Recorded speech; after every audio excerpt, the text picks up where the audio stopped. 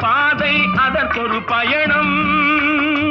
உனக்கென வேண்டும் உணர்ந்திடு தம்பி, உழைத்திட வேண்டும் கைகளை நம்பி.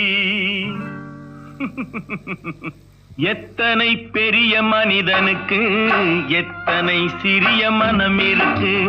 எத்தனை பெரிய மனிதனுக்கு எத்தனை சிறிய மனம் இருக்கு.